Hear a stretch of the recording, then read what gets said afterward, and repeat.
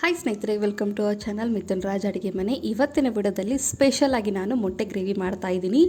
ಎಲ್ಲರಿಗೂ ಗೊತ್ತಿರುತ್ತೆ, ಬಟ್ ನಾನು ಮಾಡೋ ಸ್ಟೈಲಲ್ಲಿ ಒಮ್ಮೆ ಮಾಡಿ ನೋಡಿ. ಯಾವಾಗಲೂ ಮಾಡೋ ಥರ ಅಲ್ದೇ ಸೂಪರಾಗಿ ಸಖತ್ತಾಗಿ ಮತ್ತೆ ಮತ್ತೆ ಕೇಳಿ ಮಾಡಿಸ್ಕೊಂಡು ತಿಂತಾರೆ. ಅಷ್ಟು ರುಚಿಯಾಗಿರುತ್ತೆ. ಇದು ಪ್ರೊಸೀಜರ್ ಏನು, ಯಾವ ಥರ ಮಾಡಬೇಕಂತ ಹೇಳ್ತೀನಿ ಬನ್ನಿ. ಆ್ಯಂಡ್ ಮೊದಲನೇದಾಗಿ ನಾನು ಇಲ್ಲಿ ಒಂದು 5 ಮೊಟ್ಟೆನ ಬಾಯ್ಲ್ ಮಾಡಿ ಇಟ್ಕೊಂಡಿದ್ದೀನಿ. ಅದನ್ನು ಸಿಪ್ಪೆನ ಪೀಲ್ ಆಫ್ ಮಾಡ್ತೀನಿ. ನನ್ನ ಚಾನಲ್ನ ಮೊದಲನೇ ಬಾರಿ ನೋಡ್ತಿದ್ರೆ ಪ್ಲೀಸ್ ಎಲ್ಲರೂ ದಯವಿಟ್ಟು ಸಬ್ಸ್ಕ್ರೈಬ್ ಮಾಡ್ಕೊಳ್ಳಿ. ಆ್ಯಂಡ್ ಹೆಚ್ಚಿನಾಗಿ ಲೈಕ್ ಆ್ಯಂಡ್ ಶೇರ್ ಮಾಡೋದನ್ನು ಮಾತ್ರ ಮರಿಬೇಡಿ. ನಾನು ಮಾಡೋ ಕ್ವಾಂಟಿಟಿಗೆ 5 ಎಗ್ ಆದರೆ ಪರ್ಫೆಕ್ಟ್ ಆಗುತ್ತೆ. ಈ ಥರ ಎಲ್ಲವೂ ನೀಟಾಗಿ ಎಕ್ಸೆಸ್ ಎಲ್ಲ ರಿಮೂವ್ ಮಾಡಿಕೊಂಡು ಈ ಥರ ಚಾಕುನಿಂದ ಜಸ್ಟ್ ಸ್ವಲ್ಪನೇ ಈ ಥರ ಮಧ್ಯೆ 4 ಕಡೆನೂ ಈ ಥರ ಕಟ್ ಮಾಡ್ಕೋಬೇಕು. ಜಾಸ್ತಿ ಕಟ್ ಮಾಡ್ಕೋಬೇಡಿ. ಜಾಸ್ತಿ ಕಟ್ ಮಾಡಿಕೊಂಡ್ರೆ ಮತ್ತು ಗ್ರೇವಿನಲ್ಲಿ ಹಾಕಿದಾಗ ಮುರಿಯೋ ಚಾನ್ಸಸ್ ಇರುತ್ತೆ. ಜಸ್ಟ್ ಇಷ್ಟಾದರೆ ಸಾಕು. ನೋಡಿದ್ರಾ, ಇಷ್ಟಾದರೆ ಸಾಕು. ನೆಕ್ಸ್ಟ್ ಒಂದು ಪಾನಲ್ಲಿ 1.5 ಸ್ಪೂನಷ್ಟು ಎಣ್ಣೆ ಹಾಕ್ತಿದ್ದೀನಿ. ಈ ಎಣ್ಣೆ ಸ್ವಲ್ಪ ಕಾದ್ಮೇಲೆ 2 ಮೀಡಿಯಮ್ ಈರುಳ್ಳಿನ ಈ ಥರ ಉದ್ದದಾಗಿ ಕಟ್ ಮಾಡ್ಕೊಂಡಿದ್ದೀನಿ.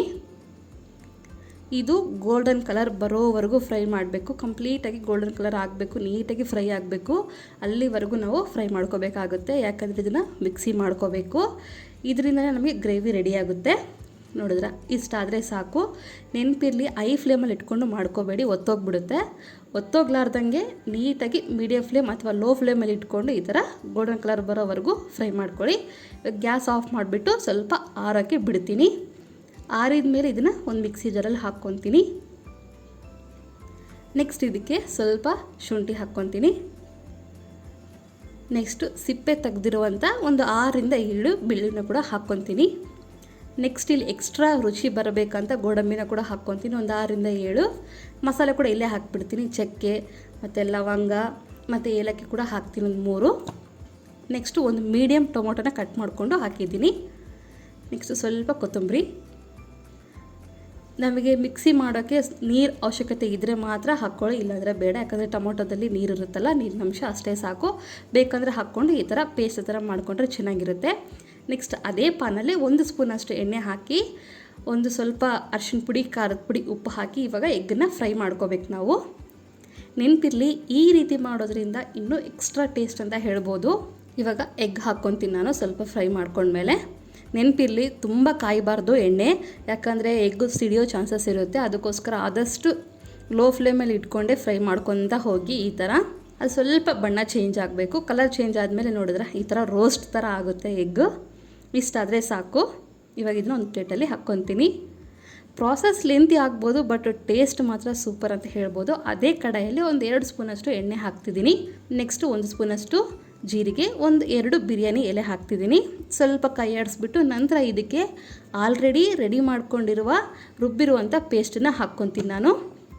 ಈರುಳ್ಳಿ ಬೆಳ್ಳುಳ್ಳಿ ಏನು ಹಾಕಿದ್ವಲ್ಲ ಆ ಪೇಸ್ಟನ್ನು ಸ್ವಲ್ಪ ನಿಧಾನವಾಗಿ ಮಾಡ್ಕೊಳ್ಳಿ. ಆ್ಯಂಡ್ ಪ್ರಾಸೆಸ್ ಲೆಂತಿ ಆಗಿದೆ ಅಪ್ಪ, ಇಷ್ಟೆಲ್ಲ ಮಾಡಬೇಕು ಅಂತಂದರೆ ಸೂಪರಾಗಿ ಬರುತ್ತೆ. ಒಮ್ಮೆ ಮಾಡಿ ನೋಡಿ, ಟ್ರಸ್ಟ್ ಮೀ, ಅಷ್ಟು ಚೆನ್ನಾಗಿರುತ್ತೆ. ನೀಟಾಗಿ ಎಣ್ಣೆ ಬಿಟ್ಕೊಳ್ಳೋವರೆಗೂ ಈ ಥರ ಫ್ರೈ ಮಾಡ್ಕೋಬೇಕು. ನೆನಪಿರಲಿ, ಲೋ ಫ್ಲೇಮಲ್ಲೇ ಇರಬೇಕು. ಎಣ್ಣೆ ಎಲ್ಲ ಬಿಟ್ಕೊಂಡಿದೆ ಅನ್ನೋ ಟೈಮಲ್ಲಿ ಅರಿಶಿನ ಪುಡಿ, ಖಾರದ ಪುಡಿ, ರುಚಿಗೆ ತಕ್ಕಷ್ಟು ಉಪ್ಪು ಕೂಡ ಹಾಕ್ತೀನಿ ನಾನು. ನೆಕ್ಸ್ಟ್ ಒಂದು 3 ಮೆಣಸಿನ್ಕಾಯಿ ಈ ಥರ ಉದ್ದಕ್ಕೆ ಕಟ್ ಮಾಡಿಕೊಂಡು ಮಧ್ಯದಲ್ಲಿ ಹಾಕ್ತಿದ್ದೀನಿ. ಆಲ್ರೆಡಿ ಈರುಳ್ಳಿನ ಎಲ್ಲ ಫ್ರೈ ಮಾಡಿರ್ತೀವಲ್ಲ, ಅದಕ್ಕೋಸ್ಕರ ಅಷ್ಟು ಟೈಮೇ ಹಿಡಿಯೋದಿಲ್ಲ, ಬೇಗನೆ ಆಯಿಲ್ ಬಿಟ್ಕೊಂಡ್ಬಿಡುತ್ತೆ ಸೈಡಲ್ಲಿ.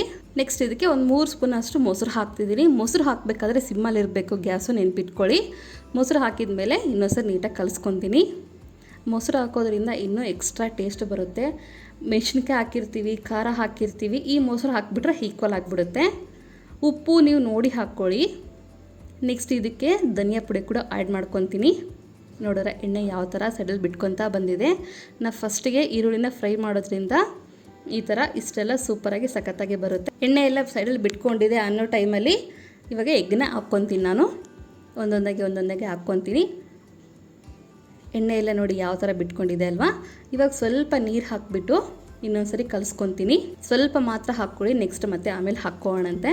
ಎಗ್ಗು ನಾವೇನು ಫ್ರೈ ಮಾಡಿರ್ತೀವಲ್ಲ ಅದಕ್ಕೆಲ್ಲ ಮಸಾಲೆ ಎಲ್ಲ ಹತ್ಕೋಬೇಕು. ಅದಕ್ಕೋಸ್ಕರ ನೋಡ್ರ ಹಾಕಿದ ಕೂಡಲೇ ಎಣ್ಣೆ ಯಾವ ಥರ ಬಿಟ್ಕೊಳ್ತಾ ಬಂದಿದೆ. ನೆನಪಿರಲಿ, ಇದನ್ನು ಲಿಡ್ ಕ್ಲೋಸ್ ಮಾಡಿ ಒಂದು 5 ನಿಮಿಷ ಮೀಡಿಯಮ್ ಅಥವಾ ಲೋ ಫ್ಲೇಮಲ್ಲೇ ಬೇಯಿಸ್ಕೋಬೇಕು. ಐ ಫ್ಲೇಮಲ್ಲಿ ಇಟ್ಕೋಬಾರ್ದು, ಇಲ್ಲಾಂದರೆ ಒತ್ತೋಗ್ಬಿಡುತ್ತೆ. ಈ ಥರ ಎಣ್ಣೆ ಎಲ್ಲ ಬಿಟ್ಕೊಂಡಿದೆ ಅನ್ನೋ ಟೈಮಲ್ಲಿ ಇವಾಗ ಇದಕ್ಕೆ ಸ್ವಲ್ಪ ಗರಂ ಮಸಾಲ ಕೂಡ ಆ್ಯಡ್ ಮಾಡ್ಕೊಳ್ಳೋಣ. ಈ ಗರಂ ಮಸಾಲ ಆ್ಯಡ್ ಮಾಡೋದ್ರಿಂದ ಎಕ್ಸ್ಟ್ರಾ ಟೇಸ್ಟ್ ಕೊಡುತ್ತೆ ಅಂತ ಹೇಳ್ಬೋದು. ಸ್ವಲ್ಪ ಗರಂ ಮಸಾಲ, ನೆಕ್ಸ್ಟ್ ಇದಕ್ಕೆ ಕಸೂರಿ ಮೇಥಿ. ಈ ಪ್ರೋಸೆಸ್ ಹಿಂಗೆ ಮಾಡಬೇಕು, ಒಂದು ಸರಿ ಮಾಡಿ ನೋಡಿ, ನೀವೇ ಹೇಳ್ತೀರಾ ಕಾಮೆಂಟ್ ಬಾಕ್ಸಲ್ಲಿ ಅಷ್ಟು ಚೆನ್ನಾಗಿ ಬಂದಿದೆ ಅಂತ. ನೆಕ್ಸ್ಟ್ ಸ್ವಲ್ಪ ಕೊತ್ತಂಬರಿ ಹಾಕ್ತಿದ್ದೀನಿ. ಈ ಥರ ಕೊತ್ತಂಬರಿ ಹಾಕಿಬಿಟ್ಟು, ನಿಮಗೆ ಗ್ರೇವಿ ಇಷ್ಟಿದ್ರೆ ಸಾಕು, ಇನ್ನೂ ಸ್ವಲ್ಪ ನಮಗೆ ನೀರಾಗಿ ಬೇಕು ಅನ್ನೋ ಟೈಮಲ್ಲಿ ಇನ್ನೂ ಸ್ವಲ್ಪ ನೀರು ಆ್ಯಡ್ ಮಾಡ್ಕೋಬೋದು. ನಾನು ಇಲ್ಲಿ ಇನ್ನೂ ಸ್ವಲ್ಪ ಆ್ಯಡ್ ಮಾಡ್ಕೊತೀನಿ, ಯಾಕಂದರೆ ತಣ್ಣಗಾದ್ಮೇಲೆ ಇನ್ನೂ ಸ್ವಲ್ಪ ತಿಕ್ಕಾಗುತ್ತೆ, ಅಂದರೆ ಇನ್ನೂ ಸ್ವಲ್ಪ ಗಟ್ಟಿಯಾಗುತ್ತೆ. ಅದಕ್ಕೋಸ್ಕರ ಸ್ವಲ್ಪ ಆ್ಯಡ್ ಮಾಡಿಕೊಂಡು ಒಂದು ಮುಚ್ಚಿ ಒಂದು 2 ನಿಮಿಷ ಸಾಕು, ಜಾಸ್ತಿ ಬೇಡ. ಲೋ ಫ್ಲೇಮಲ್ಲೇ ಬೇಯಿಸ್ಕೊಂಡ್ರೆ ಸಖತ್ತಾಗಿರುವಂಥ ಟೇಸ್ಟಿಯಾಗಿರುವಂಥ ಎಗ್ ಕರಿ ರೆಡಿಯಾಗಿರುತ್ತೆ. ನೋಡ್ತಿದ್ರೆ ಬಾಯಲ್ಲಿ ನೀರು ಬರುತ್ತಲ್ಲ. ಇಷ್ಟ ಆದರೆ ಲೈಕ್ ಆ್ಯಂಡ್ ಶೇರ್ ಮಾಡೋದನ್ನು ಮರಿಬೇಡಿ, ಆ್ಯಂಡ್ ಮೇನಾಗಿ ಸಬ್ಸ್ಕ್ರೈಬ್ ಮಾಡ್ಕೊಳ್ಳಿ. ಓಕೆನಾ? ಮುಂದಿನ ವಿಡಿಯೋದಲ್ಲಿ ಮತ್ತೆ ಸಿಗೋಣ. ಅಲ್ಲಿವರೆಗೂ ಟೇಕ್ ಕೇರ್, ಬಾಯ್.